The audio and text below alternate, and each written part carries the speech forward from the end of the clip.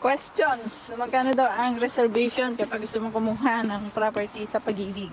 So, ang reservation po is nakadepende kung magkano yung magiging equity ng bahay mo. So, ganito kasi yan.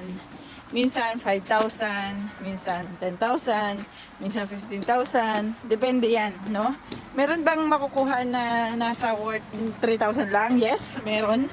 Pero umasa ka na kapag ganito kaliit, ang reservation ay ito yung mga medyo hindi pa ganun ka-develop na lugar, or di kaya naman is yung medyo malayo siya sa bayan. So yun yung mga kadalasan kapag medyo maliit yung reservation. Pagdating after na reservation, after 1 month, magbabayad ka na ng equity mo. So every month is magbabayad ka ng equity. Depende yon sa sinabi ng iyong developer kung ilang months. So sa part ko before, ang binayaran ko po noon is nasa 6,000 na mahigit in 27 months. So 27 months ako nagbayad doon nung time na yon, na dire-diretso na gano'n, na 6,000 na mahigit.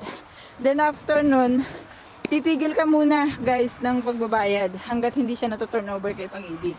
Kapag na-turnover na siya kay Pag-ibig, halimbawa nakakuha ka na ng bahay, naka-turnover na siya kay Pag-ibig, na-approve na lahat ng iyong requirements, tapos approve ka na rin ng Pag-ibig, doon pa lang magi-start yung pagbabayad mo sa monthly amortization.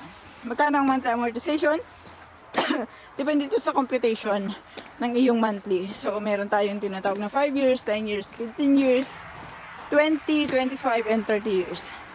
So kapag mga age 40 ka na, pwede ka pa naman siguro sa 30 years. Pero medyo na yon, kasi hanggang 70 kasi yung age na pwede kang mag-loan sa Pag-ibig. Pag lumampas ka ng 70 is hindi na siya pwede. Kaya pag 40 years old, hindi ako sure kung pwede ka pang mapayagan na mag-loan ng 30 years to pay. Possible yan is 25 years to pay lang. Yun, ganun. So ano pa, yun lang. Pwede nyo ring bayaran ng mabilisan yung inyong loan kay Equity or sa Pag-ibig. So pwede nyo yung bayaran ng mabilisan, pwede nyo bayaran kung may extra pera kayo, bayaran nyo siya, no? Para hindi naman abutin ng 30 years. So yan, ganyan naman na itsura ko dito. Nakakapagod. Ay grabe. Kasi ako naahon kasi ako. Kasi kalabas ko lang ng trabaho. Kaya yun. Yan, sasakyan ko yung bus na yun. Yan ako sasakay sa bus na yun. Tiyaran! Dito pala ako sa Czech Republic. Ano? Diba? Ganda ng lugar. Ganda ng lugar.